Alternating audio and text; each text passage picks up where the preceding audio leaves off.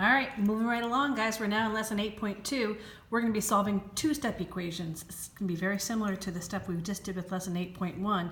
But now there are a couple of steps that we need to take to be able to isolate our variable. So here's an example of an equation.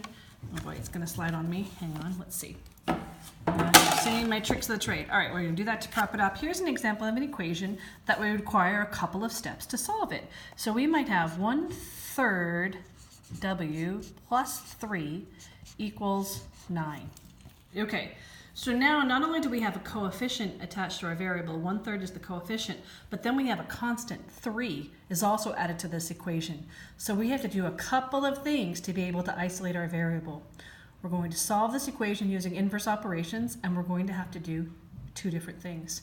We talked about this before rodeo break. One way of thinking about this is to use PEMDAS in reverse. So PEMDAS in reverse is SADMAP. So why don't we take a look at what's attached to the W and pull things away one step at a time, and we're going to look at this first, the addition, SADMAP. We're going to get rid of the addition and subtraction. These constants should move over first. So if we're adding 3, the inverse of adding 3 is to subtract 3. We're going to subtract 3 to both sides. All right. So then, once we subtracted 3 from both sides, 3 minus 3, these two things are called additive inverses. And positive 3 to negative 3, that's 0. The only thing we have left on the left side of the equation then is 1/3 w. So that is perfect. And then 9 minus 3 is 6.